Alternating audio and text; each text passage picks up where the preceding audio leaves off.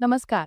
मी doctor Snehal Deshmukh आहे आणि अनेक वर्षांपासून मी माझं आयुष्य तुमच्यासारख्या ज्येष्ठ नागरिकांना निरोगी आणि आनंदी आयुष्य जगण्यासाठी मदत करण्याचं समर्पित केलं आहे.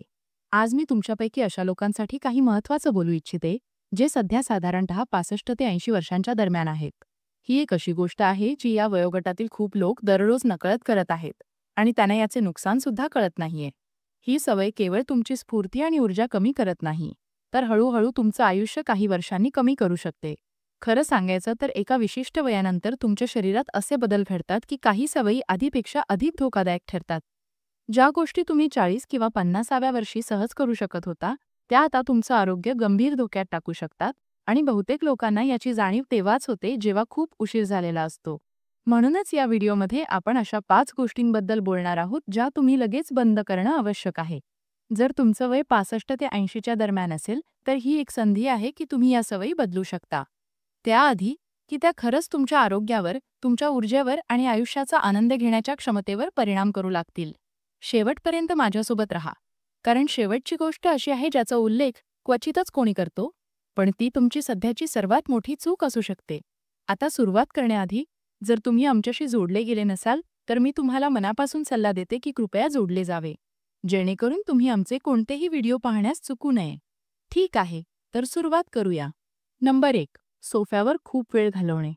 65 ते 70 वर्षांच्या वयानंतर तुमच्या शरीरासाठी सगळ्यात आरोग्यदायी गोष्टींपैकी एक म्हणजे खूप वेळ बसून राहणे. तुम्ही विचार करत असाल, अरे मी तर रोज चालायला जातो, म्हणजे मी सक्रिय आहेच. पण इथेच एक अडचण आहे. जरी तुम्ही थोडा व्यायाम करत असाल, तरीही तासनतास एका खुर्चीत बसल्यामुळे तुमच्या हृदयाच्या विकार, स्नायूच्या कमकुवतपणा आणि रक्ताभिसरण यांच्या बिघडण्याचा धोका वाढू शकतो. संशोधनातून असे समोर आलंय की खूप वेळ बसून राहिल्यामुळे तुमचा चयापचय म्हणजे मेटाबॉलिझम मंदावतो. तुमचे पाय आणि पोटाचे मुख्य स्नायू कमकुवत होतात आणि सांध्यांवर अतिरिक्त ताण येतो. या सगळ्यामुळे तुम्हाला चालताना अडचण, वेदना आणि पडण्याची जास्त शक्यता निर्माण होते. थोडा विचार करा, तुम्ही कधी थोडा वेळ बसून राहिल्यानंतर उभे राहताना गुडघ्यात थोडीशी जडपणा किंवा पाठीमागे ताण जाणवला आहे का? हेच तुमचे शरीर तुम्हाला सांगतंय की त्याला अधिक हालचालींची गरज आहे. दीर्घकाळ बसल्यामुळे रक्ताभिसरण कमी होतं, ज्यामुळे तुमचे स्नायू आणि सांधे आकुंचन पावतात. यामुळे रक्तात गाठी होण्याचा धोका, वजन वाढणे आणि अगदी तुमच्या विचार करण्याच्या क्षमतेवरही परिणाम होतो. हाच अनुभव 72 वर्षांचे तुकाराम यांना आला. त्यांना नेहमी वाटायचं की दररोज चालणं पुरेसे आहे. पण हळूहळू त्यांना लक्षात आलं की त्यांचे पाय कमकुवत होऊ लागले आहेत आणि पाठीचा त्रास वाढतो आहे. त्यांच्या डॉक्टरांनी त्यांना समजावलं की ही गोष्ट फक्त चालण्याची नाही, तर सतत बसून राहिल्यामुळे होते. तुकाराम यांनी दर 10 ते 45 मिनिटांनी उठून थोडं फिरणं, साधा स्ट्रेचिंग करणं किंवा थोडंफार शरीर हलवण्यासाठी एक टायमर लावणं सुरू केलं. काही आठवड्यातच त्यांना कमी जडपणा जाणवू लागला. त्यांचं रक्ताभिसरण सुधारलं आणि त्यांच्यात अधिक ऊर्जा निर्माण झाली. इथे एक छोटीशी चाचणी आहे. जर तुम्ही सलग 1 तासाहून अधिक वेळ बसले असाल, तर आत्ताच उभं राहून तुमचे खांदे फिरवा. तुमचे पाय पसरवा किंवा फक्त काही मिनिटांसाठी फिरा. जर तुम्हाला लगेच काहीतरी फरक जाणवला, तर हे याचं स्पष्ट लक्षण आहे की तुमच्या शरीराला दिवसभर अधिक हालचालींची गरज आहे. हे रहस्य फक्त जिममध्ये जाणे नाही, तर दिवसभर सक्रिय राहणं महत्त्वाचं आहे. जर तुम्ही खूप वेळ बसून राहण्याची सवय लावली असेल, तर आता ती सवय बदलण्याची वेळ आली आहे. दिवसभर थोड्या थोड्या हालचाली उभं राहणं, स्ट्रेच करणं, फिरणं, अगदी बसण्याची पद्धत बदलणे देखील. तुमच्या शरीराला जसं वाटतं आणि ते कसे काम करते यामध्ये मोठा फरक घडवू शकतं. नंबर 2. पुरेसे प्रथिन न घेणं.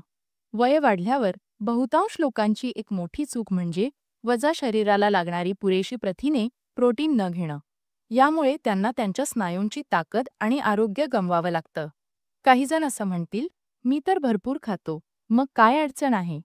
पण सत्य हे आहे की वयानुसार शरीराचं प्रथिन शोषण करण्याचं आणि वापरण्याचं सामर्थ्य कमी होतं.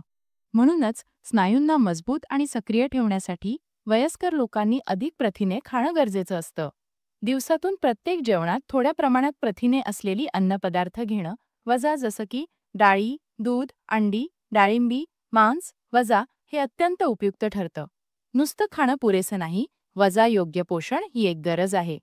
जर तुम्ही तुमच्या प्रथिनेकडे लक्ष देत नसाल, तर तुम्ही नकळतपणे तुमचे स्नायू गमावत आहात. स्नायूचे हे नुकसान, ज्याला सार्कोपोनिया असेही म्हणतात, ही एक अशी गंभीर स्थिती आहे जी वृद्धापकाळात स्वावलंबी राहण्यासाठी मोठा धोका ठरू शकते. हे हळूहळू होतं आणि बहुतेक लोकांना हे तेव्हाच कळतं जेव्हा खुर्चीतून उठणे, किराणा सामान उचलणे किंवा जिना चढणे अशा दैनंदिन गोष्टी खरंच एक मोठी खरी अडचण अशी आहे की एकदा का तुम्ही तुमचे स्नायू गमावले की ते पुन्हा मिळवणं खूप कठीण होतं.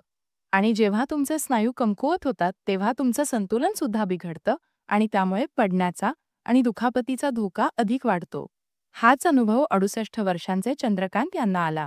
त्यांना वाटायचं की ते नीट खाणं खात आहेत, पण हळूहळू त्यांनी पाहिलं की त्यांच्या पायात कमकुवतपणा जाणवतोय. त्यांच्या बाहू बारीक दिसत होत्या आणि त्यांच्या शरीरात आधीसारखी ऊर्जा उरलेली नव्हती. त्यांच्या डॉक्टरांनी त्यांना सांगितलं की त्यांना त्यांच्या स्नायूला पोषण देण्यासाठी पुरेसं प्रथिन मिळत नाहीये. मग त्यांनी आपल्या आहारात प्रथिनांचे प्रमाण वाढवायला सुरुवात केली. अधिक मांस, अंडी, कडधान्य, सुकामेवा आणि प्रथिनयुक्त दुग्धजन्य पदार्थ त्यांनी आपल्या जेवणात समाविष्ट केले. काही आठवड्यातच ते अधिक मजबूत, अधिक ऊर्जावान आणि त्यांच्या पायांवर अधिक स्थिर वाटू लागले. तुम्ही सध्या तुमच्या स्नायूच्या ताकदीची तपासणी करू इच्छिता का? हातांचा उपयोग न करता खुर्चीवरून उठायचा प्रयत्न करा. जर हे कठीण वाटत असेल किंवा जर तुम्हाला अस्थिर वाटत असाल तर हा एक संकेत असू शकतो की तुमचे स्नायू कमकुवत होत आहेत आणि तुमच्या शरीराला अधिक प्रथिन आणि थोडं बळकट व्यायाम, शक्तिवर्धक ट्रेनिंग आवश्यक आहे, जेणेकरून पुढचं नुकसान टाळता येईल. म्हणूनच जर तुम्ही अजूनही तुमच्या 40 किंवा 50व्या वर्षी सारखाच आहार घेत असाल तर आता तुमच्या आहाराचा पुनर्विचार करण्याची वेळ आली आहे. अधिक प्रथिने केवळ एक चांगली कल्पना नाही, तर ते मजबूत, गतिशील आणि स्वावलंबी आयुष्य जगण्यासाठी आवश्यक आहे. जर तुम्ही अजूनही माझ्यासोबत असाल आणि ही माहिती उपयुक्त वाटत असेल तर कृपया खाली कमेंटमध्ये 2 टाईप करा, जेणेकरून मला समजू शकेल की तुम्ही इथे आहात. आता चला तिसऱ्या चुकांकडे वळूया. चूक नंबर 3. झोपीकडे दुर्लक्ष करणे आणि शरीराच्या दुरुस्ती यंत्रणेला गडबडवणे. खूप लोक असे समजतात की वृद्धापकाळ म्हणजे झोप कमी लागणं हे नैसर्गिक आहे. पण हे सर्वात मोठा गैरसमज ज्यांपैकी एक आहे. खरं तर असं आहे की तुमच्या शरीराला अजूनही चांगल्या दर्जाच्या झोपेची गरज असते. केवळ आरामासाठी नाही तर तुमच्या स्मृतीसाठी, स्नायूच्या दुरुस्तीसाठी, हृदयाच्या आरोग्यासाठी आणि अगदी तुमच्या रोगप्रतिकारक शक्तीला मदत करण्यासाठी सुद्धा. अडचण अशी आहे की वय वाढत गेल्यावर बऱ्याच वेळा लोक खराब झोपेच्या सवयीमध्ये अडकतात. त्यामुळे प्रत्येक वेळी थकवा जाणवतो, शरीरात सूज वाढते आणि विचारशक्तीशी संबंधित समस्या येण्याचा धोका देखील वाढतो. जर तुम्ही कधी स्वतःला मध्यरात्री उठलेलं पाहिलं असेल आणि झोप येण्यासाठी धडपड करत असाल किंवा पूर्ण रात्र झोपून सकाळी सुस्त वाटत असेल तर कदाचित तुमच्या शरीराला ती खोल ताजीतवानी झोप मिळत नाही जी त्याला खरंच आवश्यक आहे. आणि याचे परिणाम गंभीर असू शकतात. संशोधनातून असे दिसून आले आहे की अपुरी झोप रोगप्रतिकारशक्ती कमी करते, हृदयविकाराचा धोका वाढवते आणि स्मरणशक्तीही संबंधित त्रास झपाट्याने वाढवते. उदाहरण 71 वर्षांचे रघुनाथ यांचं बघा. त्यांना वाटायचं की कमी झोपणं ही वृद्ध होण्याचाच भाग आहे, पण हळूहळू त्यांना दिवसभर थकवा जाणवू लागला, लक्ष केंद्रित करणं कठीण झालं आणि रक्तदाबही बिघडला. डॉक्टरांनी त्यांना समजावलं की त्यांच्या शरीराला अजूनही खोल झोपेची गरज आहे आणि उपाय म्हणजे रात्रीची दिनचर्या सुधारणं. मग त्यांनी साधे बदल केले. उशिरा मोबाईल किंवा टीव्ही पाहणं थांबवलं, संध्याकाळी चहा कॉफी टाळली आणि झोपण्यापूर्वी एखादी शांत करणारी सवय लावली. काही आठवड्यातच त्यांची ऊर्जा, लक्ष केंद्रित करणे आणि एकूणच मनस्थिती सुधारली. तुमची झोप पुरेशी आहे की नाही हे समजून घ्यायचे आहे का? तर ही एक सोपी चाचणी. तुम्ही सकाळी उठताना उत्साही आणि ताजेतवाने वाटतं का? की सुस्त वाटतं आणि चालायला वेळ लागतो?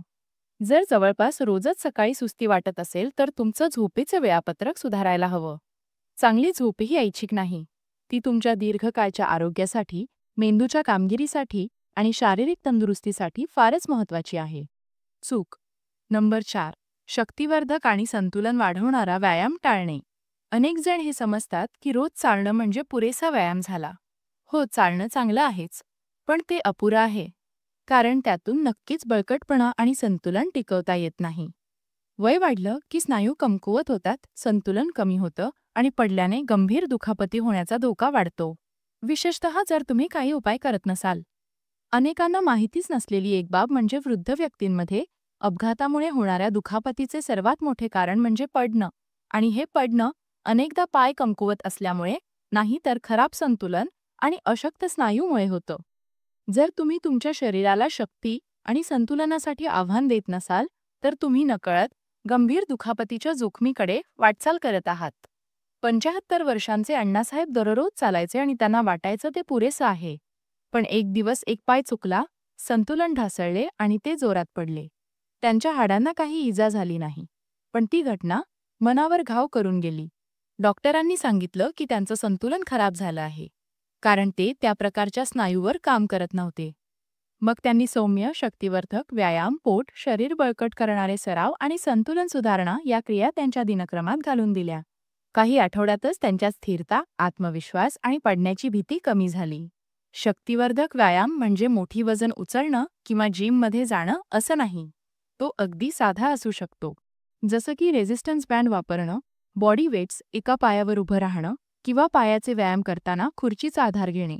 महत्त्वाचं म्हणजे तुम्ही तुमचे स्नायू आणि शरीर स्थिर ठेवणाऱ्या हालचालींवर लक्ष दिलं पाहिजे. म्हणजेच शरीराला बळकट समन्वय आणि झटकन सावरणे योग्य ठेवण्यासाठी आवश्यक असलेली आव्हानं न देणं होय. तुम्हाला आत्ताच तुमचं संतुलन तपासायचं आहे का हे करून बघा. एका काउंटरजवळ उभे राहा आणि एका पायाला जमिनीपासून थोडंसं वर उचला. हे पहा, तुम्ही किमान 10 सेकंद संतुलन राखू शकता का? जर अडचण होत असेल तर हे स्पष्ट संकेत आहे की तुमच्या संतुलनावर काम करण्याची गरज आहे. आणि जितक्या लवकर सुरू कराल तितकं चांगलं. तुमचे स्नायू आणि संतुलन हे तुमच्या शरीराचे मूलभूत बळ आहेत आणि वयाच्या साठीनंतर त्यांचं दुर्लक्ष करणं म्हणजे भविष्यात स्वयंपूर्ण चालणं. गमावल्याकडे एक वेगवान पाऊल टाकणं होय.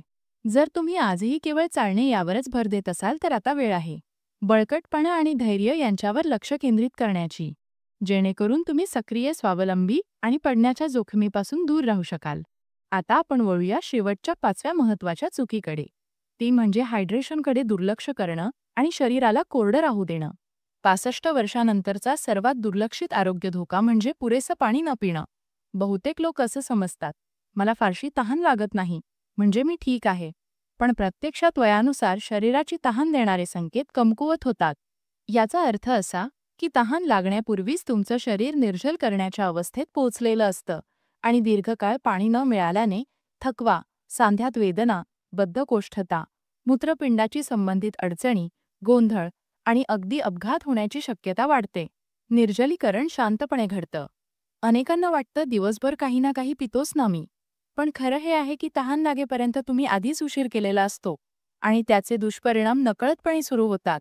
पाणी कमी झालं की स्नायू अशक्त होतात, सांध्यांचे पोषक घटक आणि मेंदूचे कार्य मंदावू लागतं. यामुळे चक्कर, गोंधळ आणि दुखापती होण्याचा धोका वाढतो. 66 वर्षांचे सुरेश यांनाही असाच अनुभव आला.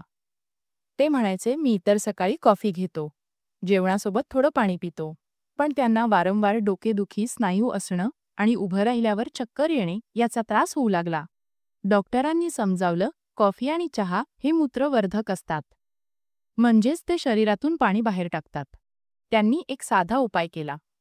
सकाळी उठल्यावर लगेच एक पूर्ण ग्लास पाणी प्यायला सुरुवात केली आणि दिवसभर थोडं थोडं पाणी पिण्याची सवय लावली.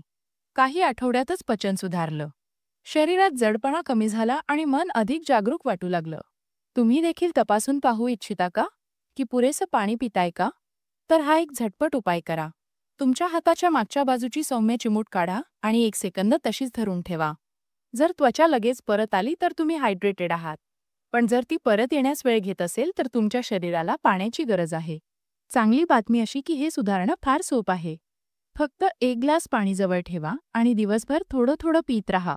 याचा परिणाम तुमच्या ऊर्जेवर, पचनावर, सांध्यांवर आणि मेंदूच्या कार्यक्षमतेवरही होतो. तहान लागेपर्यंत थांबू नका, कारण तोपर्यंत तुमचं शरीर आधीच संघर्ष करत असतं. आता आपण शेवटी आलो आहोत. या 5 चुका लक्षात घ्या आणि जर यापैकी कोणतीही चूक तुम्ही करत असाल तर काळजी करू नका. बदल करण्यास कधीच उशीर होत नाही. वेळोवेळी बसण्याच्या सवयींमध्ये खंड घालणं, अधिक प्रथिनयुक्त आहार घेणं, चांगली झोप घेणं, शक्तिवर्धक व्यायामात नियमितपणा ठेवणं किंवा पुरेसं पाणी पीत राहणं. तुम्ही उचललेलं प्रत्येक छोटं पाऊल पुढच्या वर्षांत तुम्हाला एक निरोगी, मजबूत आणि अधिक स्वावलंबी माणूस बनवू शकतं. सर्वात महत्त्वाचे म्हणजे तुमचं शरीर ही एक कमाल गोष्ट आहे. ते स्वतःला पुन्हा सुधारण्यात आणि सशक्त बनवण्यात जबरदस्त आहे. जरी या चुका तुम्ही अनेक वर्षांपासून करत असाल तरीही आजपासून तुम्ही सुरुवात केल्यास गोष्टी बदलू शकतात. सिक्रेट काय आहे? तर सातत्य. दररोज केवळ एक छोटं चांगलं पाऊल हळूहळू मोठे बदल घडवून आणतं. आरोग्य म्हणजे केवळ आजार टाळणं नाही, तर दीर्घकाळापर्यंत ऊर्जावान, सक्रिय आणि आत्मविश्वासाने भरलेलं जीवन जगणं हेच खरं आरोग्य आहे. तर या 5 भागांपैकी तुम्हाला कोणत्या गोष्टीकडे सर्वात जास्त लक्ष द्यायचं आहे असं वाटतं? तुमच्या ऊर्जा पातळीत, ताकदीत किंवा एकंदर मानसिक शारीरिक वाटण्यात काही फरक जाणवतो का? मला तुमचं म्हणणं ऐकायला खरंच आवडेल. कृपया खाली कमेंटमध्ये सांगा. आज तुम्ही कोणतीही एक गोष्ट शिकली आणि ती तुम्ही तुमच्या रोजच्या आयुष्यात कशी वापरणार आहात? तुमचे विचार माझ्यासाठी खूप महत्त्वाचे आहेत. तुमच्या प्रतिक्रिया मला सतत नवीन माहिती तयार करत राहण्यासाठी प्रेरणा आणि हिंमत देतात. त्यामुळे अजिबात संकोच न करता तुमचं मत शेअर करा. जर तुम्हाला हा व्हिडिओ आवडला असेल, काहीतरी शिकायला मिळालं असेल, तर कृपया एक लाईक द्या आणि ह्या माहितीची गरज असणाऱ्या कोणाला तरी हा शेअर करा. धन्यवाद.